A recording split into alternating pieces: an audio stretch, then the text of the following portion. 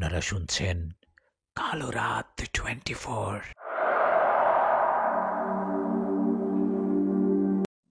আসসালামু আলাইকুম। কেমন আছেন সবাই? সবার মনে ভয়ের শিহরণ জাগাতে আজকে হাজির হলাম জিনপুরের রহস্যময় ভয়ঙ্কর গল্প নিয়ে। আজকে দুটো গল্প থাকবে। প্রথম যার গল্পটি বলছি এটি লিখেছেন লেখক শান। আমি শান ভাইয়ের ফেসবুক পেজের লিংক ভিডিও ডিসক্রিপশন বক্সে দিয়ে দিচ্ছি। তো চলুন গল্পটি শুরু করি। বর্ষাকাল ছিল তখন। কুমিল্লার দাউদকান্দি উপজেলার এক প্রত্যন্ত গ্রামে ঘটেছিল ঘটনাটি। আমাদের প্রতিবেশী ছিল একজন প্রবাসী, নাম শাহেদ। বছর তিনেক মালয়েশিয়ায় ছিল। দেশে ফিরে বিয়ের আয়োজন করে ফেলে চটজলদি। তারই এক আত্মীয়, আমার চাচা আবিদ, সেদিন বিয়েতে উপস্থিত ছিলেন। তার মুখে ঘটনাটি শোনা। বিয়ে ছিল রীতিমতো ধুমধাম করে, কিন্তু গায়ে হলুদের আগের রাতে গ্রামের দক্ষিণ পার্শ্বের একটি ঘরে ঘটে গেল এক বিভীষিকাময় মৃত্যু। মৃত্যু ছিল শাহেদের ছোট খালাতো বোন মিতু। সদ্য স্নাতক পাশ করা মেয়েটি, হাসি খুশি স্বভাব, বিয়ের আনন্দে গা ভাসিয়ে দিয়েছিল ঠিক সবার মতোই। কিন্তু রাতে হঠাৎ মিতুকে তার নিজের ঘরে মৃত অবস্থায় পাওয়া যায়। বিছানার ওপর নিথর, চোখ খোলা, ঠোঁট অর্ধখোলা, যেন কিছু বলতে গিয়েও বলতে পারেনি। ডাক্তার ডেকে দেখা যায় হৃদযন্ত্র থেমে গেছে। ময়নাতদন্তের কোনো সুযোগ ছিল না, কারণ গ্রামে এসব হয় না। সবাই ধরে নেয় হঠাৎ হার্ট অ্যাটাক। শোকের ছায়া নেমে এলো পুরো বাড়িতে। বিয়ে পিছিয়ে গেল 2 দিন। পরদিন সন্ধ্যায় দাফন সম্পন্ন হয় পশ্চিম পাশের পুরনো কবরস্থানে। আকাশ ছিল মেঘলা, আর মাঝে মাঝে বিদ্যুৎ চমকাচ্ছিল। ঝিরঝিরে বৃষ্টি নামছিল তখন। সেদিন রাতেই ঘটল প্রথম অস্বাভাবিক ঘটনা। গায়ে হলুদের জন্য বাড়ির উঠোনে প্যান্ডেল টাঙানো হয়েছিল। আত্মীয় স্বজনরা বসে গল্প করছিল। সেই সময় হঠাৎ এক বাচ্চা ছেলেকে দেখা গেল দৌড়ে আসতে। কাঁপা কাঁপা কণ্ঠে বলল, কালতলার পাশে সাদা কাপড় পরা একটা মেয়ে দাঁড়িয়ে আছে। প্রথমে সবাই হাসাহাসি করলো। কেউ কেউ ভাবলো হয়তো কোনো বাচ্চা দুষ্টুমি করছে। কিন্তু তখনও আরও দুজন দেখলো একই জিনিস। কলতলার পাশে আম গাছের ছায়ায় দাঁড়িয়ে আছে একজন, পরনে সাদা কাপড়, মাথা নিচু, চুল সামনের দিকে ঝুঁকে আছে। চাচা তখন নিজে এগিয়ে গিয়ে দেখলেন। দূর থেকে ঠিক কিছু বুঝতে পারছিলেন না, তবে আকৃতি, ভঙ্গিমা অবিকল মৃত্যুর মতো। সবাই স্তব্ধ, কেউ সাহস করে সামনে গেল না। দরকারি দোয়া দুরুদ পড়া শুরু করলো। বাড়ির বয়স্ক একজন বলল, কবর তার শরীর গ্রহণ করতে পারছে না, কোনো না কোনো ভুল হয়েছে। 3 দিন পার হয়ে গেল। প্রতি রাতেই কেউ না কেউ দেখত মিতুকে সেই কলতলার আম গাছের নিচে দাঁড়িয়ে থাকতে। কেউ বলেনি প্রথমে, কিন্তু ধীরে ধীরে ঘটনাটি ছড়িয়ে পড়ল। ফজরের নামাজের সময় শাহেদের বাবা কাজী সুলতান অজু করতে কলতলায় গেলে দেখে সেখানে সাদা কাপড় পরা একটি মেয়ে দাঁড়িয়ে আছে। একদম কাছে, মাত্র 4-5 হাত দূরে। কোনো শব্দ নেই, শুধু দাঁড়িয়ে আছে। তার শরীর ঠান্ডা হয়ে গেল। দৌড়ে এসে বাড়ির সবাইকে জাগালেন। পরদিন সকালে ইমাম সাহেবকে ডাকা হলো। উনি সব শুনে বললেন, লাশের গোসলের সময় হয়তো কোনো ভুল হয়েছে। আরবিতে বলে, তাহার শরীর পবিত্র না হলে কবর দাফন গ্রহণ করে না। ইমাম সাহেব পরামর্শ দিলেন কবর থেকে লাশ তুলে আবার গোসল করিয়ে দিতে। বেশি লোকজনকে না জানিয়ে রাতে ছোট পরিসরে কবর খোঁড়া শুরু হলো। তখনও বৃষ্টি পড়ছিল ঝিরঝির করে। ঘন মেঘের মধ্যে বিদ্যুৎ চমকাচ্ছিল মাঝে মাঝে। মাটি সরাতেই সবাই থমকে গেল। মাটির নিচ থেকে একটু একটু করে বেরিয়ে আসতে থাকে কাফনের কাপড়। সবাই থমকে গেছে। বৃষ্টি থেমে নেই। বিদ্যুৎ মাঝে মাঝে ঝলক দিচ্ছে আকাশে, আর সেই আলোয় যেন সাদা কাপড়টা চকচক করে উঠছে। মিতুর দাফনের পর 3 দিন হয়ে গেছে, কিন্তু মৃতদেহটা দেখে সেটা বোঝার কোনো উপায় নেই। কাপড় প্রায় শুকনো, মাটি লেগে আছে খুব সামান্য। আর সবচেয়ে ভয়ঙ্কর ব্যাপার, মিতুর চোখ খোলা। চোখ দুটি এক দৃষ্টিতে আকাশের দিকে তাকিয়ে আছে। এমন নয় যে মৃত্যুর আগের অবস্থা ছিল, বরং মনে হচ্ছে এখনও তাকিয়ে আছে, ঠিক যেন কবরের অন্ধকার ভেদ করে কিছু একটা দেখছে সে। চাচা আবিদ বললেন, এইটা স্বাভাবিক বিষয় না। লাশে পচন ধরার কথা, কিন্তু কিছুই হয়নি। বরং যেন যেন সে এখনো বেঁচে আছে। ইমাম সাহেব নিজেও থমকে গেলেন। তারপর কাঁপা কাঁপা গলায় বললেন, দ্রুত গোসলের আয়োজন করেন। আর কেউ লাশটার দিকে তাকাবেন না। লাশ ওঠানোর পর গোসলের জন্য নিয়ে যাওয়া হয় পেছনের নির্জন ঘরে। চারদিকে এক ভয়াবহ নিস্তব্ধতা। বৃষ্টির শব্দটা যেন মৃদু হয়ে আসছে। মনে হচ্ছে সময় থেমে গেছে। মেয়েদের ডেকে লাশের শরীর পরীক্ষা করা হয়। কেউ একজন কান্নাজড়িত গলায় বলল, নেল পলিশ তো রয়ে গেছে। পায়ের বুড়ো আঙুল ঠিকমতো পানি পৌঁছায়নি। সবার মনে তখন কাঁপুনি।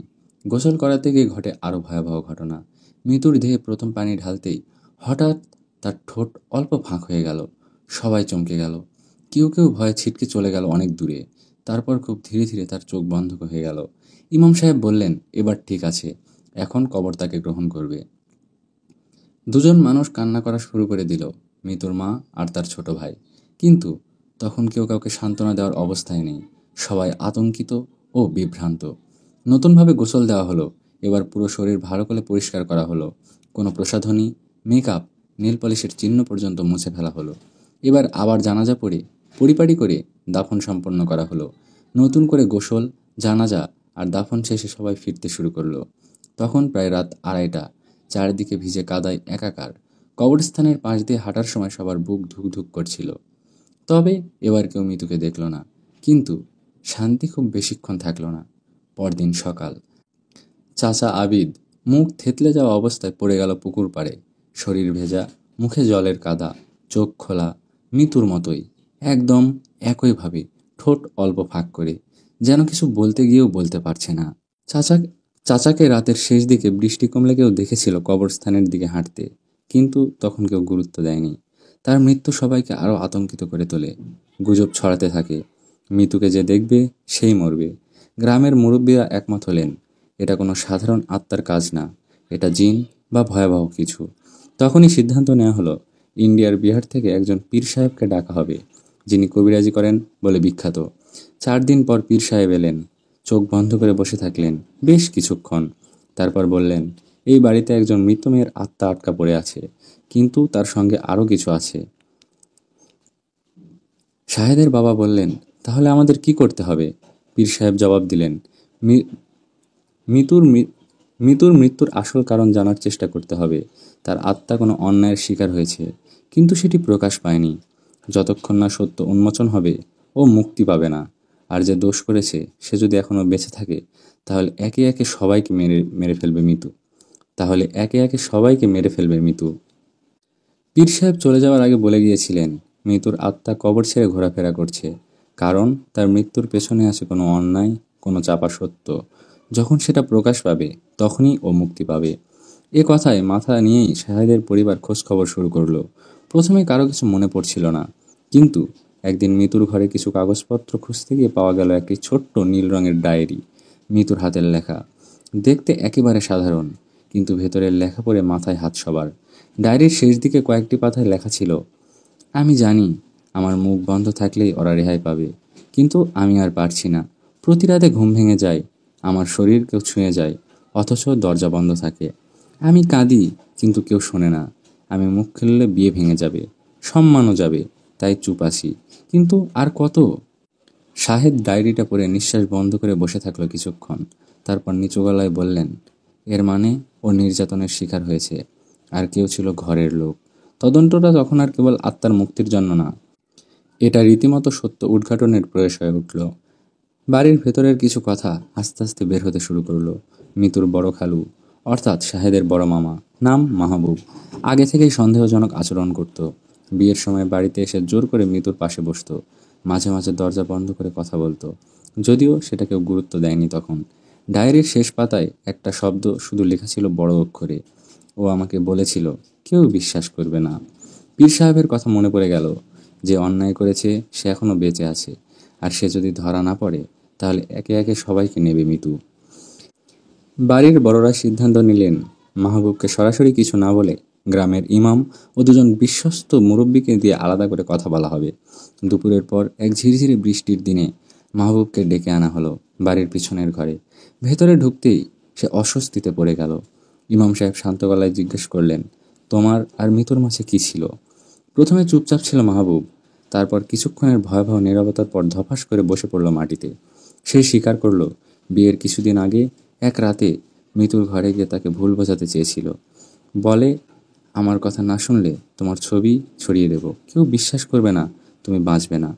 মিতু তখন চিৎকার করতে করতে চাইল, সে ওকে ধমকে চুপ করে দেয়। এরপর থেকে সে বারবার হুমকি দিত, যেন কাউকে কিছু না বলে। শেষ রাতে মিতু তাকে বললে, আমি আর সহ্য করতে পারছি না, আমি সবাইকে বলে দেব। সে রাতে সে ঘুমের ওষুধ মিশিয়ে জুস খাইয়ে দেয় মিতুকে, কিন্তু মাত্রা বেশি হয়ে যায়। মিতু অজ্ঞান হয়ে পড়ে, আর হৃদযন্ত্র বন্ধ হয়ে মারা যায়। সবাই ভেবেছিল আত্মহত্যা, অথচ মাহবুব জানতো এটা দুর্ঘটনা হলেও তার কারণ ছিল সে নিজেই, কিন্তু লজ্জা ও শাস্তির ভয়ে চুপ ছিল।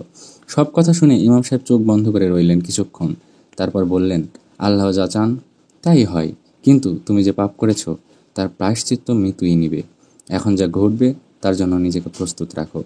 মাহবুব বাড়ি ছেড়ে পালিয়ে যাওয়ার চেষ্টা করছিল সেই রাতেই, কিন্তু সকালে তাকে পাওয়া গেল গ্রাম থেকে কয়েক কিলোমিটার দূরে একটি ধান খেতে। মৃত অবস্থায় পড়েছিল সেখানে, শরীর পুরো ভেজা, কাদামাখা, ঠোঁট হালকা ফাঁক করা, একদম মৃত্যুর মতো। পাশেই মাটির ওপর আঁকা একটা শব্দ, মুক্তি। সেই মুক্তির পর থেকে মৃত্যুকে আর কেউ দেখেনি। কলতলার আম গাছের নিচে আর কোনো সাদা কাপড়ের ছায়াও পড়ে না। গভীর রাতে হঠাৎ হাওয়া বয়ে গেলেও কেউ কাঁপে না। শুধু মাঝে মাঝে মৃত্যুর মা সেই ছোট্ট নীল ডায়েরিটা নিয়ে বসে থাকে, আর পরে সেই শেষ লাইনটি, একদিন সবাই জানবে, আমি চুপ থাকলেও সত্য চুপ থাকবে না। প্রিয় লিসেনার্স, কেমন লাগলো আমাদের লেখক শান ভাইয়ের লেখা ভয়ঙ্কর এই গল্পটি? কমেন্ট করে অবশ্যই জানাবেন। এখন আমি আপনাদের আরেকটি সুন্দর গল্প বলতে যাচ্ছি, যেটি লিখেছেন শিহাব হোসেন। আমি লেখক শিহাব হোসেনের পেজের লিঙ্কও আমাদের ভিডিওর ডিসক্রিপশন বক্সে দিয়ে দিব। তো চলুন কথা না বাড়িয়ে আমরা গল্পের দিকে যাই। 10 মিনিটের মধ্যে আমার বাসায় চলে এসো ঈশান। আমি আর কিছুতেই থাকতে পারছি না। আজ কেউ নেই। আজ যদি তুমি না আসো তাহলে আমি নিজেকে শেষ করে দিব। ঈশানের হাতে ফোনটা ধরা রইল, কিন্তু তার মাথা যেন কিছুই ভাবতে পারছে না। মেহেরিনের কথাগুলো কানে বাজছে, তার গলায় সেই কাঁপা কাঁপা সুর, রাগ মেশানো আকুতি। কথাগুলো যেন তার বুকের মধ্যে হাতুড়ির মতো আঘাত করছে। মেহেরিনের এই জেদ, এই একরোখা ভাব ঈশানের কাছে নতুন নয়, কিন্তু আজকের কথায় একটা অদ্ভুত তাড়না ছিল, যেন সত্যি সে কিছু একটা করে ফেলবে। ঈশান চুপচাপ বসে রইল। তার সামনে টেবিলে রাখা চায়ের কাপটা ঠান্ডা হয়ে গেছে, রুমের পাখাটা ঘুরছে, কিন্তু তার কপালে বিন্দু বিন্দু ঘাম জমছে। মেহরিনের কথা মনে পড়তে তার বুকের ভেতরটা কেমন যেন হিম হয়ে যাচ্ছে। সে জানে মেহরিন কেন রাখছে, এটা নতুন কিছু নয়। গত কয়েক মাস ধরে মেহরিন বারবার বলছে, ঈশান, আমরা তো একে অপরকে ভালোবাসি, তাহলে এত ভয় কিসের? আমি তোমাকে ফিজিক্যালি চাই। কিন্তু ঈশানের মন সায় দেয় না। বিয়ের আগে এসব তার কাছে ঠিক মনে হয় না। সাদাসিধে জীবন তার, এমন কিছু করতে চায় না যাতে এই জীবনে কোনো সমস্যা তৈরি হয়। সব মিলিয়ে তার মনে একটা অদৃশ্য দেয়াল তৈরি হয়েছে। মেহরিন বোঝে না বা বোঝার চেষ্টাও করে না। ঈশান ফোনটা হাতে নিয়ে আবার স্ক্রিনের দিকে তাকালো। মেহরিনের মেসেজটা এখনো জলজল করছে, না এলে আমি নিজেকে শেষ করে দিব। এটা কি শুধুই রাগের কথা, নাকি সত্যি মেহরিন কিছু করে বসবে? ঈশানের মাথায় সব তালগোল পাকিয়ে যাচ্ছে। মেহরিনের বাবার টাকার গরম, আর সেই বিলাসী জীবন, সবই ঈশানের কাছে একটা চাপের মতো। মেহরিন তাকে ভালোবাসে, এটা সে জানে, কিন্তু এই ভালোবাসার মধ্যে যেন একটা দাবি লুকিয়ে আছে, যেটা ঈশানের কাছে ভারী হয়ে দাঁড়ায়। ঈশান, তুই কি পাগল? সে নিজেই নিজেকে প্রশ্ন করল। যদি সত্যি মেহরিন কিছু করে ফেলে, তখন কি তুই নিজেকে ক্ষমা করতে পারবি? তার মনের একটা অংশ তাকে তাড়া দিচ্ছে, যাও, এখনই যাও। কিন্তু আরেকটা অংশ বলছে, এটা ঠিক না। তুই যদি এখন যাস, তাহলে মেহরিনের জেদের কাছে হার মানলি। ফোনটা আবার বেজে উঠল। মেহরিন কল করেছে। ঈশানের হাত কাঁপছে, কিন্তু সে ফোনটা তুলল। ঈশান, তুমি কোথায়? তুমি কি আমায় ভালোবাসো না? আমি তো বলেছি, আমার আর সহ্য হচ্ছে না। তুমি না এলে আমি সত্যিই। মেহরিন, শান্ত হও। আমি ভাবছি। ভাবছি মানে? তুই কি ভাবছিস? তোর কি মনে হয় আমি মজা করছি? আমার বুকের মধ্যে যে যন্ত্রণা হচ্ছে, তুই না এলে আমি জানি না আমি কি করব। ঈশানের মাথা ঝিমঝিম করছে। সে চোখ বন্ধ করে গভীর নিঃশ্বাস নিল। আমি আসছি মেহরিন, কিন্তু তুমি এমন কথা বলো না। আমি তোমাকে ভালোবাসি, কিন্তু এসব আমার ঠিক লাগে না। তোর ঠিক লাগে না? তুই কি পুরুষ না? মেহরিন হাসলো, কিন্তু সে হাসিতে কোনো আনন্দ নেই। মেহরিন হাসলো, কিন্তু সে হাসিতে কোনো আনন্দ নেই। তুই আগে আয়, তারপর দেখবি সব ঠিক হয়ে যাবে। আমি তোকে চাই ঈশান। ফোনটা কেটে গেল। ঈশান চেয়ারে থেকে উঠে দাঁড়ালো। তার দুপা যেন শিশির মতো ভারী। মেহরিনের বাসা এখান থেকে মাত্র 15 মিনিটের পথ, কিন্তু এই পথটা যেন তার কাছে কয়েক যুগের মতো দীর্ঘ। সে জানে আজ যদি সে যায়, তাহলে হয়তো সব বদলে যাবে। কিন্তু না গেলে, মেরিনের কথাগুলো কি শুধুই ভয় দেখানো, নাকি সত্যিই সে কিছু করে ফেলবে?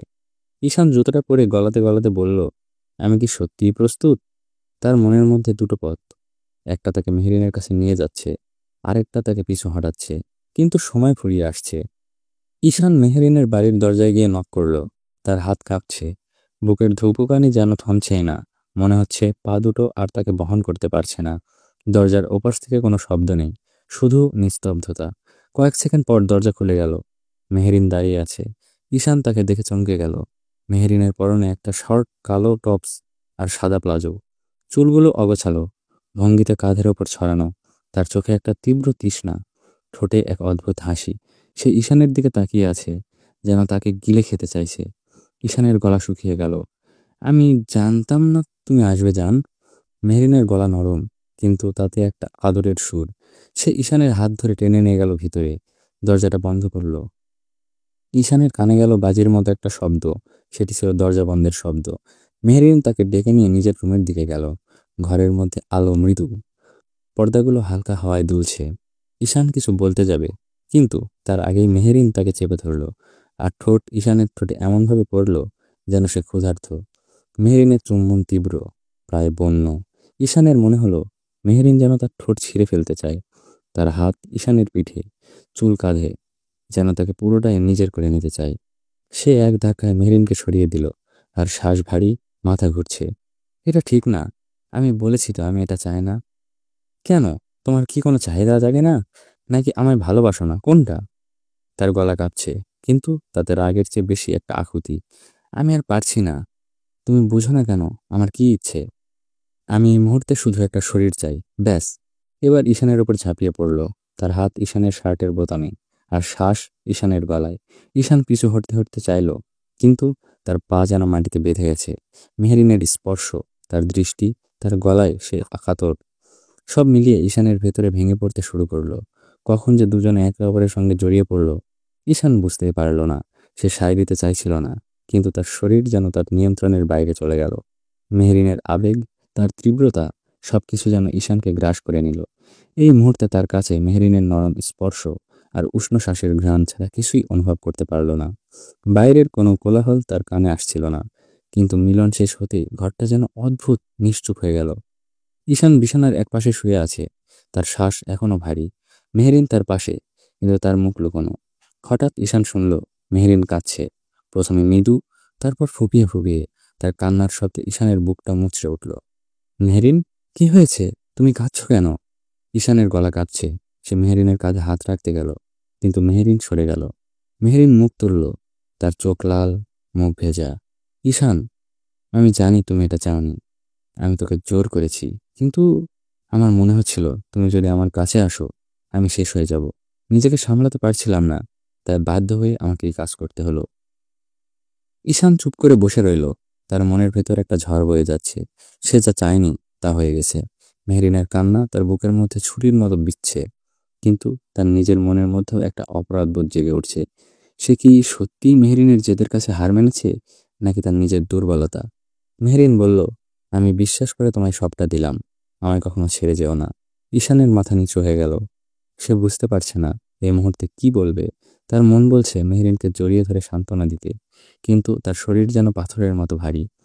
সে শুধু বলল, আমি তোমাকে ছেড়ে যাব না। ঘরটা আবার নিস্তব্ধ হয়ে গেল।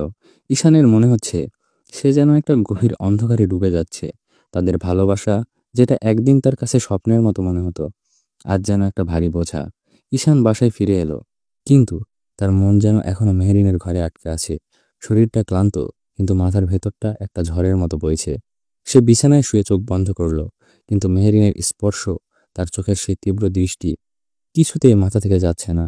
তার বুকের মধ্যে একটা অদ্ভুত শূন্যতা, যেন সে নিজের একটা অংশ হারিয়ে ফেলেছে। সে বারবার ভাবছে, আমি কেন গেলাম, কেন নিজেকে থামাতে পারলাম না। অপরাধবোধ আর ভয় তার মনকে গ্রাস করছে। রাত গভীর হতেই তার ফোনটা বেজে উঠল। স্ক্রিনে মেহরিনের নাম। ঈশানের হৃৎপিণ্ড যেন এক লাফে গলার কাছে চলে এলো। সে ফোনটা তুলল, কিন্তু কথা বলার আগে মেহরিনের গলা শুনল, ঠান্ডা, তীক্ষ্ণ, আর একটা অদ্ভুত আত্মবিশ্বাসে ভরা। ঈশান, আজ যতটা সুখ পেয়েছি তার চেয়ে বেশি চাই, নয়তো খবর আছে। তুমি আমার জালে ফেঁসে গেছো ঈশান। আজকের সবটা আমি ভিডিও করেছি। যদি আমার কথা না শোনো তাহলে সব ভাইরাল করে দিব। ঈশানের মাথা ঝিমঝিম করে উঠল। সে কিছু বুঝতে চাইল, কিন্তু তার গলা যেন আটকে গেছে। মেহরিন থামল না। সে বলল, তুমি জানো আমি এডিটিংয়ে কতটা এক্সপার্ট? তুমি জানো আমি এডিটিংয়ে কতটা এক্সপার্ট? নিজেকে আড়াল করা আমার কাছে কোনো ব্যাপারই না। আর এখন তো এআই এসে গেছে, আর সব কাজ তো খুব সহজ, তাই না? তুমি খুব ভালো করেই জানো কলেজে তোমার নাম ডাক আছে, তাই তুমি তো খুব চরিত্রবান, তাই না? কিন্তু এসব না জানা জানি হলে কি হবে, বুঝতে পেরেছো? এই বলে ফোনটা কেটে দিল। মনে হচ্ছে ঈশান বাজেভাবে ফেঁসে গেছে। ঈশানের হাত থেকে ফোনটা প্রায় পড়ে যাচ্ছিল। তার মাথার ভেতরটা ফাঁকা, যেন তার সমস্ত চিন্তাধারা কেড়ে নিয়েছে। মেহরিনের কথাগুলো তার কানে বাজছে। সে চোখ বন্ধ করল, কিন্তু তার চোখের সামনে ভেসে উঠল কলেজের বন্ধু বান্ধব, তার বাবা মায়ের মুখ, গ্রামের বাড়িতে সেই সরল জীবন, তার স্বপ্ন, তার পরিচয় সব যেন এক নিমিষেই ধসে পড়ল। না না, এটা হতে পারে না, ঈশান ফিসফিস করে বলল। তার গলা শুকিয়ে কাঠ। সে বিছানা থেকে উঠে ঘরের মধ্যে পায়চারি শুরু করলো। তার বুকের মধ্যে একটা অসহ্য যন্ত্রণা। মেহরিন, যাকে সে ভালোবাসে, তার জন্য সে নিজের ইচ্ছের বিরুদ্ধে তার বাসায় গিয়েছিল। সেই মেহরিন তাকে এভাবে ব্ল্যাকমেল করছে। এটা কি সত্যিই সে মেহরিন, যার চোখের পানি দেখে ঈশানের বুক মুচড়ে ওঠে? ঈশানের মনে হলো সে যেন একটা গন্ধকার গহ্বরে পড়ে যাচ্ছে। তার নিজের ওপর রাগ হচ্ছে, মেহরিনের উপরও রাগ হচ্ছে, আর সবচেয়ে বেশি ভয় হচ্ছে। ভয় যে তার জীবনটা এখন থেকে কোথায় যাবে। সে ফোনটা হাতে নিল। মেহরিনকে কল করবে, না কি বলবে? সে কি করবে? তার কাছে কি মিনতি করবে? নাকি তাকে কি বলবে, তুমি যা ইচ্ছা করো? কিন্তু তারপর যদি সত্যিই মেহরিন ভিডিওটা ছড়িয়ে দেয়, তার চরিত্র, তার নাম, তার পরিবার সব শেষ হয়ে যাবে। ঈশান দেয়ালে হেলেন দিয়ে বসে পড়ল। তার চোখ ভিজে উঠেছে, কিন্তু কান্না আসছে না। শুধু একটা অসহায়তা, একটা চরম আতঙ্ক। মেহরিনের ভালোবাসা, যেটা একদিন তার কাছে মূল্যবান মনে হতো, আজ সেটি তাকে একটি ফাঁদে পরিণত করেছে। সে ভাবল, আমি এখন কি করব? আমার কি কোনো উপায় আছে? তার মাথা আর কোনো কাজ করছে না। পরদিন সকালে ঈশানের ফোন আবার বেজে উঠল। মেহেরিন। তার বুকটা ধকধক করে উঠল। ফোনটা হাতে নিয়ে সে কিছুক্ষণ তাকিয়ে রইল, যেন সে ফোনটি তুলবে নাকি তুলবে না সেটাই বুঝতে পারছিল না। যেন এটা তুললেই তার জীবনের আরেকটা অধ্যায় শেষ হয়ে যাবে। কিন্তু না তুলে উপায় নেই, বাধ্য হয়ে রিসিভ করল। ঈশান, বাসায় এসো, 10 মিনিটের মধ্যে দেখতে চাই তোমাকে। মেহরিন, আমি আর পারছি না, দয়া করে আমাকে ছেড়ে দাও। মেহরিন হাসল, সেই হাসিতে কোনো উষ্ণতা নেই। আমি বেশি কথা পছন্দ করি না, এখন চলে আসো, নয়তো কাল সকালে তোমার কলেজের সবাই একটা ভিডিও দেখবে। আর তখন? মেহরিন হেসে উঠে ফোনটা রেখে দিল। ঈশানের মাথা ঝিমঝিম করছে, তার শরীর যেন অবশ। সে জানে যাওয়া ছাড়া কোনো পথ নেই। তার স্বপ্ন, তার পরিবার, তার নিজের সম্মান সবকিছু এখন মেহরিনের হাতে বন্দী।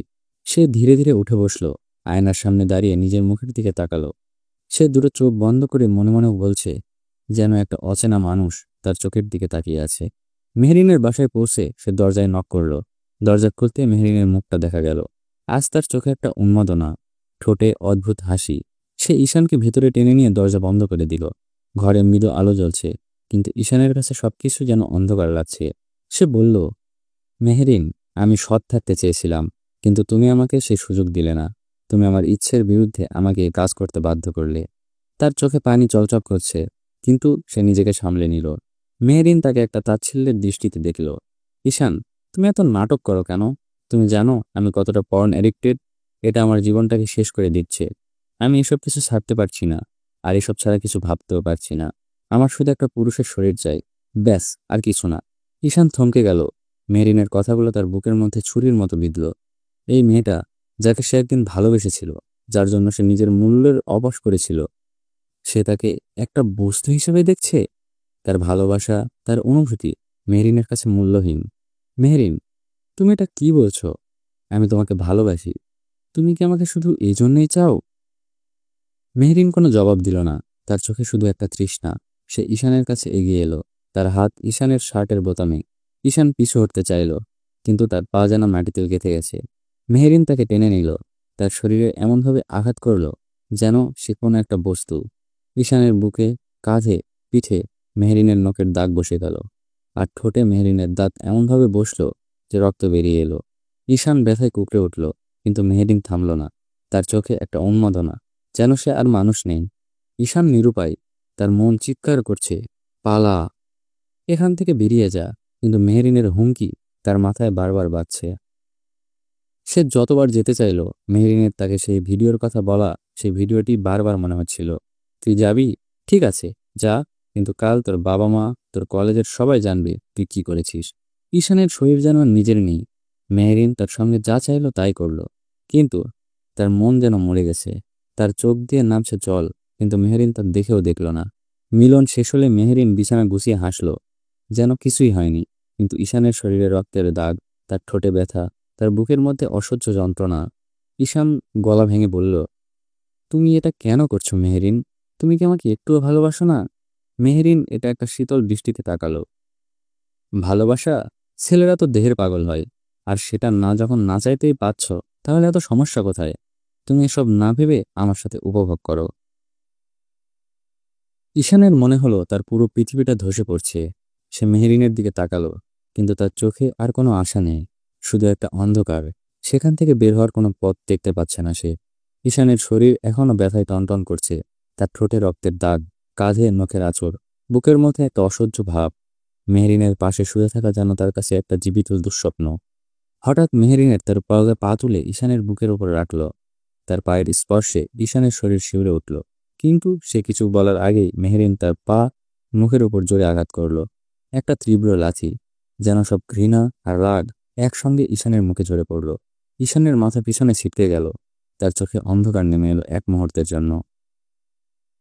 তারপর মেহেরিন তার মুখের দিকে থুতো ছিটিয়ে দিল। ঈশানের গাল বেরিয়ে গরম আঠালো তরল গড়িয়ে পড়ল। তার মনের মধ্যে ভয়, ঘৃণা আর অবিশ্বাসের ঝড় বয়ে যাচ্ছে। সে চোখ তুলে মেহেরিনের দিকে তাকালো। মেহেরিনের চোখে একটা অচেনা রাগ, যেন সে আর নেই মেহেরিন, যাকে ঈশান এতদিন ভালোবেসেছিল। সে কিছুটা রেগে বলল, এসব কি করছো তুমি? মেহেরিন হাসল, কিন্তু সেই হাসিতে কোনো মানবিকতা নেই। কেন, ভালো লাগছে না? সাইকো হয়ে গেছি রে আমি, তাই না? মানুষকে কষ্ট দিতে এখন খুব ভালো লাগে। সে একটু থামলো, তারপর ঈশানের দিকে তাকিয়ে বলল, আচ্ছা, তোমার শরীরটা যদি পিস পিস করে কেটে ফেলি কেমন লাগবে বলো তো? ঈশানের শিরদাঁড়া দিয়ে একটা হিমশীতল স্রোত বয়ে গেল। তার চোখে ভয়, কিন্তু তার চেয়ে বেশি একটা অসহায়তা। সে লাফ দিয়ে বিছানা থেকে উঠে বসল। তুমি পাগল হয়ে গেছো মেহেরিন, তোমার ডক্টর দেখানো উচিত। মেহেরিন কোনো জবাব দিল না। সে ধীরে ধীরে বালিশের নিচ থেকে একটা ধারালো ছুরি বের করলো। ছুরির ফলায় ঘরের মৃদু আলো ঝিকঝিক দিয়ে উঠল। ঈশানের শ্বাস আটকে গেল, তার পা পিছু হটতে চাইল, কিন্তু তার শরীর যেন পাথরের মতো স্থির।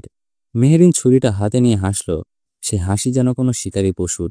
ঠিক বলেছ, আমি পাগল হয়ে গেছি। জানো, আমার শরীরে কোনো ব্যথা লাগে না। এই বলে মেহেরিন ছুরিটা নিজের হাতের ওপর টান দিল।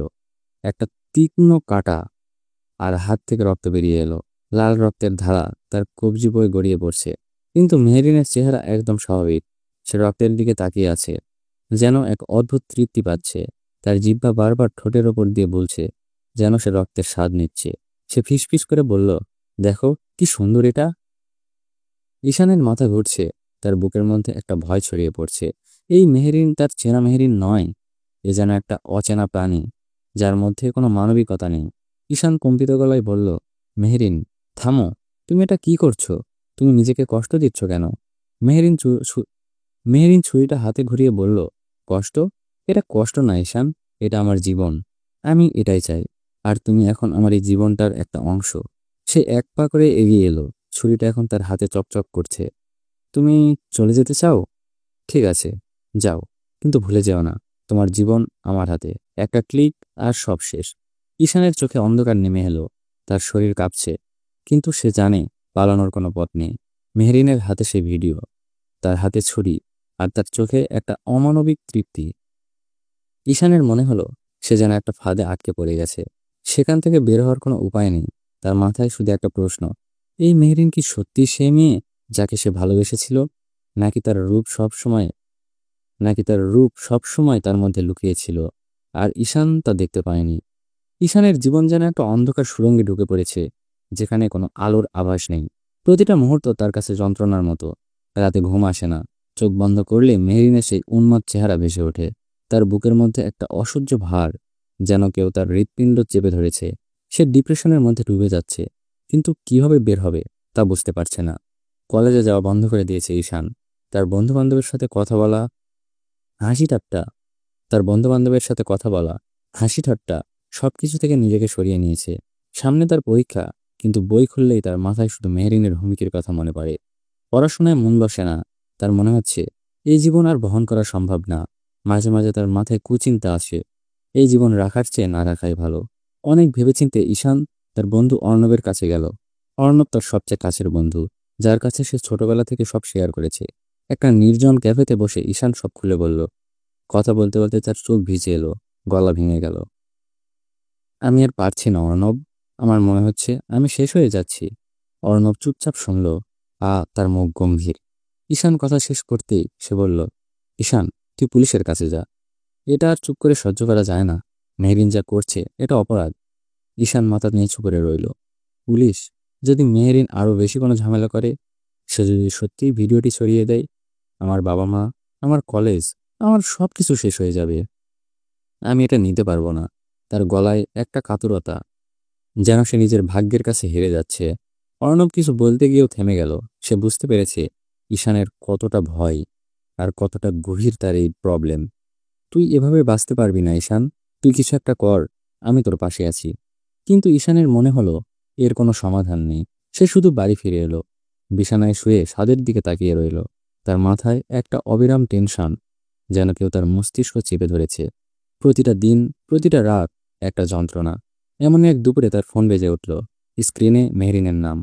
ঈশানের চোখ দিয়ে আবার অন্ধকার নেমে এলো। তার হাত কাঁপছে, শ্বাস ভারী। সে ফোন তুলল। ঈশান, দুদিন যাবৎ তুমি আমার কাছে আসো না, তাই খুব হট হয়ে আছি। তাড়াতাড়ি আমার বাসায় এসো যান, নয়তো সব শেষ করে দিব। মেহরিনের গলা শান্ত, কিন্তু তাতে সেই পরিচিত হুমকি। ঈশান কিছু বলতে চাইল, কিন্তু তার গলা দিয়ে কোনো কথা বেরোলো না। সে জানে না গেলে কি হবে। মেহরিনের বাসায় পৌঁছে সে দরজায় নক করল। দরজা খুলতেই মেহরিনের সেই চেনা দৃষ্টি, উন্মাদ তৃষ্ণা মিশ্রিত ঘৃণা চোখে পড়ল। ঈশান ঘরে ঢুকতে মেহরিন দরজা বন্ধ করলে দিল। ঈশানের শরীর ক্লান্ত, তার চোখের নিচে কালি পড়ে গেছে। সে ফিসফিস করে বলল, মেহরিন, আমার শরীর ভালো না, আমি দুর্বল হয়ে গেছি, দয়া করে আমাকে ছেড়ে দাও। মেহরিন শুধু হাসল। তার হাসিতে কোনো মায়া নেই, শুধু একটা অমানসিক আনন্দ। দুর্বল? এই বলে সে এগিয়ে এলো, তার হাতে সেই ধারালো ছুরি। তারপর বলল, তোমার দুর্বলতায় আমার কিছুই যায় আসে না ঈশান। সে হঠাৎ ছুরিটা ঈশানের গলার কাছে ধরল। ঠান্ডা ইস্পাত তার ত্বকে ছুঁয়ে গেল। ঈশানের শরীর শিউলে উঠল। আমার দেহের চাহিদা তোমার মেটাতে হবে, আর এর জন্য যদি তোমার আরো কঠিন হতে হয়, আমি তাই হব। ঈশানের চোখে ভয়, কিন্তু তার চেয়েও বেশি একটা অসহায় ক্রোধ।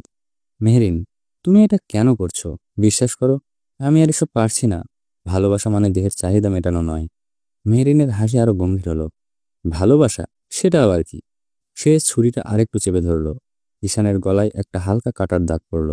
ভালোবাসা বলে কিছু নেই, সবটা শরীরের ক্ষুধা মেটানোর ছাড়া কিছুই না। ঈশানের মাথা ঘুরছে, তার শরীর যেন তার আর নিতে পারছে না। তাকে একটা অন্ধকার গহ্বরে টেনে নিচ্ছে। তার মনে হচ্ছে এই জীবন আর বাঁচার মতো নয়। কিন্তু তার মা বাবা, তাদের মায়াভরা মুখ তাকে এসব করতে দিচ্ছে না। সে জানে এই ফাঁদ থেকে বের হওয়ার কোনো পথ আছে কিনা। তার চোখ ভিজে এলো, কিন্তু সে কাঁদল না, শুধু মনে মনে বলল, আমি আর কতদিন এভাবে বাঁচব। ঈশানের শরীর আর যেন তার নিজের নয়। মেহরিন তাকে বিছানায় ফেলে দিয়েছে। তার শরীরের ওজন ঈশানের বুকের ওপর চেপে বসেছে। ঘরের মৃদু আলোয় মেহরিনের মুখটা ভয়ঙ্কর দেখাচ্ছে। তার চোখে একটা উন্মাদ দীপ্তি, ঠোঁটের হাসিটা পিশাচের মতো মনে হচ্ছে। সে ঈশানের মুখের কাছে ঝুঁকে এলো। তার নরম শ্বাস ঈশানের মুখে লাগছে। মেহরিন নরম গলায় তাচ্ছিল্যের সুরে বলল, তোমরা পুরুষরা তো মেয়েদের দেহের পাগল হও, তাহলে আমার সাথে ইন্টিমেট হতে তোমার তো সমস্যা কেন? ঈশানের বুকের মধ্যে একটা আগুন জ্বলছে। রাগ, ভয়, অপমান, সব মিশে এক অসহ্য যন্ত্রণা। তার শরীর ক্লান্ত, মন ভেঙে পড়েছে। তবু সে দাঁতে দাঁত চেপে বলল, কারণ তুমি এসব স্বাভাবিকভাবে নিচ্ছ না। তুমি আমার শরীরের ওপর এমনভাবে অত্যাচার করছো। তার গলায় বিরক্তি, কিন্তু তাতে একটা কাতরতাও মিশে আছে। মেরিন হঠাৎ পাগলের মতো হাসতে লাগলো। সেই হাসি ঘরের দেয়ালে প্রতিধ্বনিত হচ্ছে, যেন ঈশানের মাথার ভেতরে ছুরি চালাচ্ছে। তার হাত ঈশানের শরীরে ঘুরছে, ধীরে ধীরে নাভির নিচে চলে গেল। হঠাৎ সে এমন জোরে তার গোপন জায়গায় চাপ দিল যে ঈশানের ভেতর থেকে একটা জোরালো চিৎকার বেরিয়ে এলো। ব্যথা তার শরীরের ভিতর প্রতিটা কোষে ছড়িয়ে গেল, যেন কেউ তার ভেতরটা ছিঁড়ে ফেলেছে। ঈশান কুঁকড়ে গেল, তার চোখ দিয়ে জল বেরিয়ে এলো। কিন্তু মেহরিন থামল না। সে ঈশানের ঠোঁটে পাগলের মতো কামড়ে ধরল। তার দাঁত এত জোরে ঈশানের ঠোঁটে বসলো যে রক্তের স্বাদ ঈশানের মুখে ছড়িয়ে পড়ল। মনে হচ্ছে মেহরিন তার ঠোঁটে ছিঁড়ে ফেলবে। ঈশান আর সহ্য করতে পারছে না। তার শরীরের সব শক্তি এক করে মেহরিনকে ধাক্কা দিয়ে সরিয়ে দিল। থাম মেহরিন! তার গলা কাঁপছে, চিৎকার, ব্যথা আর ক্রোধ মিশে আছে। মেহরিন বিছানা থেকে ছিটকে পড়ল, কিন্তু তার মুখে সেই পাগলের মতো হাসি। সে হাসতে হাসতে বলে উঠল, তার চোখে একটা অদ্ভুত আলো। হঠাৎ তার মুখ কঠিন হয়ে গেল, যেন একটা মুখোশ খসে পড়ছে। আর চোখে ঘৃণা, ক্রোধ আর একটা গভীর যন্ত্রণা। সে অস্পষ্ট স্বরে বলল, এর চেয়ে বেশি যন্ত্রণা নিহাকে দিয়েছিলে না? নিহা নামটা শুনতে ঈশানের শরীর যেন হিম হয়ে গেল।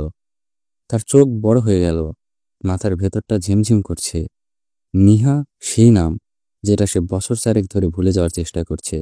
তার বুকের মধ্যে একটা ঠান্ডা ভয় ছড়িয়ে পড়ল। নিহার কথা তুমি কিভাবে জানলে? তার গলা কাঁপছে, প্রায় ফিসফিসের মতো। মেহেরিন তার দিকে একটা শীতল দৃষ্টিতে তাকালো। জানি ঈশান, আমি সব জানি। তুমি ভেবেছিলে নেহার কথা কেউ জানবে না? তুমি তার সাথে কি করেছিলে সেটা কি ভুলে গেছো? ঈশানের মাথা ঘুরছে। নিহার মুখ তার চোখের সামনে ভেসে উঠল, তার সেই মিষ্টি হাসি, মায়া ভরা চোখ। কিন্তু তারপর যা ঘটেছিল সেটা তার জীবনের একটা কালো দাগ। সে কখনো কাউকে বলেনি, এমনকি অর্ণবকেও না। মেহরিন, তুমি যা বলছো তা ঠিক নয়। মেহরিন ছুরিটা হাতে তুলে নিল, তার আঙুল ফালার উপর দিয়ে দুলছে। নিহা আমার বোন ছিল ঈশান, আমার ছোট বোন। আমার গলা কাঁপছে, কিন্তু তাতে কোনো অদম্য ক্রোধ। তার গলা কাঁপছে, কিন্তু তাতে একটা অদম্য ক্রোধ। তুই তাকে ভালোবাসার নামে ধোঁকা দিয়েছিলি, তুই তাকে ভোগ করেছিস, আর এখন তুই আমার কাছে সৎ থাকার নাটক করছিস। ঈশানের পৃথিবীটা যেন থমকে গেল, তার শ্বাস আটকে গেছে, চোখের সামনে সবকিছু ঝাপসা। নিহা মেহরিনের বোন, তার মাথায় সব তালগোল পাকিয়ে যাচ্ছে। সে কখনো জানতো না নেহার কোনো বোন আছে। তার অতীত, যেটা সে মাটির নিচে চাপা দিয়েছিল, আজ তাকে এভাবে তাড়া করছে। মেহরিন, আমি... ঈশান কথা বলতে চাইল, কিন্তু তার গলা দিয়ে আর কথা বেরোচ্ছে না। তার চোখ ভিজে এলো, তার বুকের মধ্যে একটা অপরাধবোধ আর ভয়ের ঝড়। মেহরিনের চোখে শুধু ঘৃণা, আর তার হাতে থাকা ধারালো ছুরি ঈশানের দিকে জীবনকে শেষ করে দিতে পারে। তুই এখন বুঝবি ঈশান, তুই নেহাকে যে এই যন্ত্রণা দিয়েছিলি, তার চেয়ে বেশি আমি তোকে দেব। ঈশানের শরীর কাঁপছে, তার মনে হচ্ছে সে আর বাঁচবে না। তার অতীত আর বর্তমান একসঙ্গে তাকে গ্রাস করছে, আর মেহরিনের হাতে থাকা ধারালো ছুরিটা তার জীবনের শেষ পরিণতি। ঈশানের শরীর যেন পাথরের মতো স্থির। মেহরিনের হাতে থাকা ধারালো ছুরিটা তার গলার জিরিক দিচ্ছে, কিন্তু তার মাথার ভেতরটা অতীতের গভীরে হারিয়ে গেছে। নিহা, এই নামটা তার বুকের মধ্যে একটা ছুরির মতো বিঁধছে। চোখের সামনে অতীতের সেই অন্ধকার দিনগুলো ভেসে উঠছে। ঈশান গ্রামে থাকতো তখন। ক্লাস 9-এ পড়ার সময় সে জেদ করে মা বাবার কাছ থেকে একটা সেকেন্ড হ্যান্ড ফোন কিনে নিয়েছিল। সেই ফোনটা তার জীবনের দরজা খুলে দিয়েছিল একটা পাপের পথে। ঘন্টার পর ঘন্টা পর্নোগ্রাফি দেখা, রাত জেগে অন্ধকার ঘরে ফোনের স্ক্রিনে হারিয়ে যাওয়া, এটাই তার জীবন হয়ে উঠেছিল। তার মনের ভেতর একটা অসুস্থ তৃষ্ণা জন্ম নিয়েছিল, যেটা তাকে আরেক মানুষ বানিয়ে ফেলেছিল। তখনই তার জীবনে এসেছিল নিহা, গ্রামের প্রভাবশালী এক পরিবারের মেয়ে, দেখতে এত সুন্দর যে ঈশান প্রথম দেখাতেই মুগ্ধ হয়ে গিয়েছিল। নিহার চোখে ছিল একটা সরলতা, তার হাসিতে ছিল একটা উষ্ণতা। ঈশান অনেক কষ্টে, অনেক মিষ্টি কথায় তাকে পটিয়ে ফেলেছিল। নিহা তাকে ভালোবাসতো, তার উপর ভরসা করত। কিন্তু ঈশানের মন তখন পরনের অন্ধকারে ডুবেছিল। তার ভালোবাসা ছিল না, ছিল শুধু একটা অসুস্থ লালসা। এক সন্ধ্যায় তারা গ্রামের শেষ প্রান্তে নদীর ধারে একটা নির্জন জায়গায় ঘুরতে গিয়েছিল। নিহা হাসছিল, তার চোখে সেই সেনা উজ্জ্বলতা, কিন্তু ঈশানের মাথায় তখন অন্য চিন্তা। সে নিহার হাত ধরে টেনে নিয়েছিল তার ইচ্ছার বিরুদ্ধে। ঈশান, না, আমি এটা চাই না। নিহার গলা কাঁপছিল, তার চোখে ভয়, কিন্তু ঈশান থামেনি। তার মাথায় তখন শুধু পর্ণের দৃশ্য, তার শরীরে একটা অমানসিক তাড়না। সেদিন সে নিহার সঙ্গে জোর করে ইন্টিমেট হয়েছিল। নিহা কেঁদেছিল, কিন্তু ঈশানের কাছে তখন সেটা কিছুই মনে হয়নি। সে ভেবেছিল নিহা তার, তার শরীরও তার।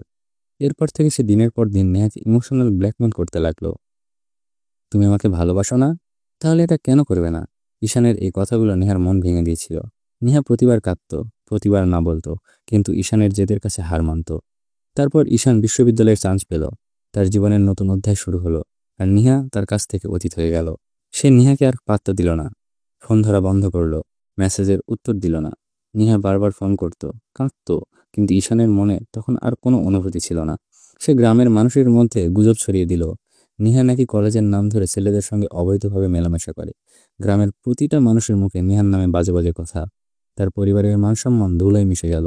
নিহার বাবা মা আর মুখ দেখাতে পারল না। তারা সিদ্ধান্ত নিলেন গ্রাম ছাড়বেন। সেদিনই তারা চলে যাওয়ার কথা ছিল। তার আগের রাতে নিহার নদীর ধারে গিয়েছিল। ঈশান জানতো না, কিন্তু পরে শুনেছিল নিহার নদীতে ঝাঁপ দিয়ে আত্মহত্যা করেছে। তার মৃত্যুর খবর ঈশানের কানে এসেছিল, কিন্তু সে তখন বিশ্ববিদ্যালয়ে ব্যস্ত জীবনে ডুবেছিল। সে নিজেকে বোঝাতে এটা তার দোষ নয়, নিহা নিজে এটা বেছে নিয়েছে। কিন্তু গভীর রাতে যখন সে একা থাকতো, নিহার সেই কান্না ভেজা চোখ তার চোখের সামনে ভেসে উঠত। সে তা মাটির নিচে চাপা দিয়েছিল, কিন্তু আজ মেহেরিন তাকে সেই অতীতের মুখোমুখি করিয়েছে। নিহা তোমার বোন ছিল মেহেরিন, আমি তোমার কথা জানতাম না। মেহেরিনের চোখে আগুন। তোর জানতে হবে না, তুই আমার বোনকে শেষ করে দিয়েছিস। ঈশান, তুই আমাকে ভালোবাসার নামে ধ্বংস করেছিস। তুই তাকে এমন জায়গায় নিয়ে গিয়েছিলি যেখান থেকে ফেরার পথ ছিল না। তার হাতে ধরা ছুরিটা কাঁপছে, তার চোখ থেকে জল গড়িয়ে পড়ল। নিহা কাঁদত। ঈশান, তুই তাকে বলতো সে আমাকে বলতো তুই তাকে কিভাবে ব্যবহার করেছিস, আর তুই তাকে ফেলে দিয়েছিস যেন সে কিছুই না। ঈশানের মাথা নিচু হয়ে গেল। তার বুকের মধ্যে তখন অসহ্য যন্ত্রণা। আমি ভুল করেছি মেহেরিন। আমার তখন বুঝিনি। আমি পর্নের জগতে ডুবেছিলাম। আমি নিজেকে সামলাতে পারিনি। কিন্তু আমি চাইনি নেহা এমনটা করুক। আমি জানতাম না সে। মেহেরিন চিৎকার করে উঠল, তুই জানতি না? কিন্তু তুই তাকে ধ্বংস করেছিস, আমার বোনকে, আমার পরিবারকে। সে ছুরিটা আরেকটু কাছে নিয়ে এলো। ঈশানের গলায় একটা হালকা কাটা পড়ল। আমি তোকে ছাড়বো না ঈশান। তুই যে যন্ত্রণা নেহাকে দিয়েছিলি তার চেয়ে বেশি আমি তোকে দেবো। ঈশানের শরীর কাঁপছে, তার চোখে অশ্রু, কিন্তু তার মনের মধ্যে শুধু একটা শূন্যতা। সে জানে তার অতীত তাকে ধরে ফেলেছে। নেহার মৃত্যু, তার দোষ, তার ভুল, সব এখন তাকে গ্রাস করছে। মেহরিনের হাতে ধরা ছুরিটা শুধু তার শরীর নয়, তার আত্মাকেও কাটছে। সে ফিসফিস করে বলল, আমাকে মেরে ফেলো মেহরিন। আমি আর এই যন্ত্রণা নিতে পারছি না। মেহরিন থমকে গেল। তার চোখে ক্রোধ, কিন্তু তাতে একটা গভীর যন্ত্রণাও মিশে আছে। মরতে চাস? না ঈশান, মরা এত সহজ না। তুই বাঁচবি, আর প্রতিটা মুহূর্তে নেহার যন্ত্রণা অনুভব করবি। ঈশানের চোখ বন্ধ হয়ে গেল। তার মনে হচ্ছে সে আর কখনো এই অন্ধকার থেকে বের হতে পারবে না। মেহরিনের হাতে ধরা ছুরিটা ধীরে ধীরে নিচে নেমে গেল। তার চোখে এখনো ঘৃণা, কিন্তু তাতে একটা অদ্ভুত শান্তিও মিশে গেছে। যা ঈশান, আমার আর তোকে কিচ্ছু যাওয়ার নেই। কিন্তু মনে রাখিস, তুই যা করেছিস তার দাম তোকে দিতে হবে। ঈশান বিছানা থেকে উঠে দাঁড়ালো। তার শরীর কাঁপছে। মেহরিনের কথাগুলো তার বুকের মধ্যে ছুরির মতো বিচ্ছে। সে দরজার দিকে এগোলো, কিন্তু পিছনে তাকালো না। তার মনে একটা ভয়, যেন এই মুক্তি সত্যিই মুক্তি নয়। সে বাসা থেকে বেরিয়ে এলো, কিন্তু তার পা যেন মাটিতে ঠিকমতো পড়ছে না। বাসায় ফিরে ঈশানের জীবন আর আগের মতো হলো না। নেহার স্মৃতি, তার অতীতের ভুল আর মেহেরিনের কথাগুলো তাকে তাড়া করতে লাগলো। রাতে ঘুম আসে না। সে বিছানায় শুয়ে ছাদের দিকে তাকিয়ে থাকে। তার চোখে নিহার কান্না ভরা মুখ ভেসে ওঠে। আমি কি করেছি? সে নিজেকে প্রশ্ন করে, কিন্তু কোনো উত্তর পায় না।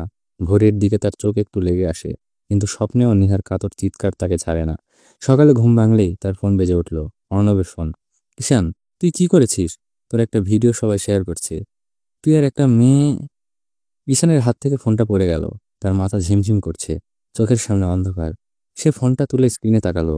তার ছবি, মেহরিনের সঙ্গে সেই মুহূর্তগুলো সব সোশ্যাল মিডিয়ায় ছড়িয়ে পড়েছে। ক্যাপশনে লেখা, এই হলো ঈশানের আসল চেহারা। কমেন্টে মানুষের ঘৃণা, ছি ছি আর তাচ্ছিল্য। তার কলেজের বন্ধুরা কমেন্টে তার কলেজের বন্ধুরা, কলেজের প্রফেসর, এমনকি গ্রামের মানুষ সবাই দেখেছে। ঈশানের ফোন বন্ধ হয়ে গেল, কিন্তু মেসেজের ঢেউ থামছে না। গ্রাম থেকে তার মায়ের ফোন এলো। ঈশান, এসব কি? আমরা মুখ দেখাবো কিভাবে? তার মায়ের কান্না ঈশানের বুকে ভেঙে দিল। গ্রামে যেখানে তাকে সবাই ভালো ছেলে বলে চিনত, এখন তার নামে হাসাহাসি। এই ছেলেটা এমন ছিল, প্রতিবেশীরা ফিসফিস করে। তার বাবা মা ফোন করেনি, কিন্তু ঈশান জানে তার বাবার নীরবতা তার চেয়েও ভয়ঙ্কর। ঈশান আর সহ্য করতে পারল না। তার মনে হচ্ছে পৃথিবীটা তাকে গ্রাস করছে। তার অতীতের ভুল, নেহার মৃত্যু, মেহরিনের প্রতিশোধ, সব মিলে তাকে একটা অন্ধকার গহ্বরে ঠেলে দিচ্ছে। সে ঘরের কোণে বসে কাঁদল, কিন্তু কান্নায় যেন তার যন্ত্রণা কমছে না। তার চোখ পড়ল ঘরের এক কোণে পড়ে থাকা একটা দড়ির ওপর। রাত গভীর হলো। ঈশানের ঘরে একটা চিরস্থায়ী নিস্তবতা নেমে এলো। সে গলায় দড়ি দিয়ে নিজেকে শেষ করে দিল। তার শেষ মুহূর্তে তার চোখের সামনে ভেসে উঠল নিহার মুখ। সেই কান্না ভরা চোখ যেন তাকে বলছে, তুই আমাকে শেষ করেছিস ঈশান। ঈশানের মৃত্যুর খবর ছড়িয়ে পড়ল শহরে। মেহেরিন তার বাসায় বারান্দায় দাঁড়িয়েছিল, ফোনটা হাতে। খবরটা তার কানে এলো। তার মুখে একটা হাসি ফুটে উঠল, ঠান্ডা, তৃষ্ণা। শেষে ঈশান। সে ফিসফিস করে বলল, তুই যা করেছিলি তাই পেয়েছিস। মেহেরিনের আকাশের দিকে তাকালো। তার চোখে কোনো অশ্রু নেই, শুধু একটা গম্ভীর শান্তি। কারণ সে মেহেরিন নয়, সে নিহা। সে নিহা। সে সেই নদীতে ঝাঁপ দিয়েছিল, কিন্তু মরেনি। সে রাতে যখন পানিতে ঝাঁপ দিবে, তখন ওর বাবা তাকে ধরে ফেলে। বাবা সাহস দেয়। তার মনে একটা আগুন জ্বলে উঠেছিল। না, এভাবে শেষ হবে না। ঈশানকে তার কর্মফল দিতে হবে। নিহা বেঁচে ফিরেছিল। সে গ্রাম ছেড়ে শহরে এসে গিয়েছিল। তার পরিবার তাকে সাহায্য করেছিল। প্লাস্টিক সার্জারি করে সে তার চেহারা বদলে ফেলেছিল। নিহা থেকে মেহেরিন, একটা নতুন মানুষের জন্ম হয়েছিল। শহরে একটা বাড়ি ভাড়া নিয়ে সে ঈশানের পিছনে লেগেছিল। তার প্রতিটা পদক্ষেপ ছিল পরিকল্পিত। ঈশানকে ভালোবাসার নাটক, তাকে ফাঁদে ফেলা, ভিডিও, ব্ল্যাকমেল, সবই ছিল তার প্রতিশোধের অংশ। মনে মনে বলল, তুই আমাকে যে যন্ত্রণা দিয়েছিলি ঈশান, তার থেকে বেশি আমি তোকে দিয়েছি। তার বুকের মধ্যে একটা দীর্ঘশ্বাস। নিহা হিসেবে তার জীবন শেষ হয়ে গিয়েছিল। এখন ঈশান তাকে ধ্বংস করেছিল, কিন্তু মেহেরিন হিসেবে সে তার প্রতিশোধ পূরণ করেছে। মেহেরিন তার ব্যাগ গুছিয়ে নিল, ঘরের দরজা বন্ধ করে সে বেরিয়ে পড়ল। তার পায়ের তলায় একটা নতুন শক্তি, যেন এতদিনের বোঝা নেমে গেছে। সে জানে তার জীবনের এই অধ্যায় শেষ। এখন সে নতুন কোথাও যাবে, নতুন একটা জীবন শুরু করবে। আকাশের দিকে আরেকবার তাকিয়ে সে বলল, আজ থেকে এক নতুন জীবনের শুরু করব, আমার পরিবার নিয়ে, যেখানে থাকবে না অন্ধকার জীবনের সেই নেহা। মেহেরিন রাস্তায় হাঁটতে লাগলো, তার পেছনে শহরের আলো ম্লান হয়ে আসছে, একটা নতুন জীবনের দিকে, যেখানে নেহার যন্ত্রণা আর তাকে তাড়া করবে না। প্রিয় লিসেনার্স, কেমন লাগলো আমাদের আজকে প্রিয় লিসেনার্স কেমন লাগলো আমাদের আজকের গল্পগুলো? অবশ্যই কমেন্ট করে জানাবেন। এরপর খুব সুন্দর ও রহস্যময় একটা গল্প আসতে চলেছে, নাম জিনের সাথে সহবাস। অপেক্ষা করুন, খুব তাড়াতাড়ি আসবে জিনের সাথে সহবাস গল্পটি।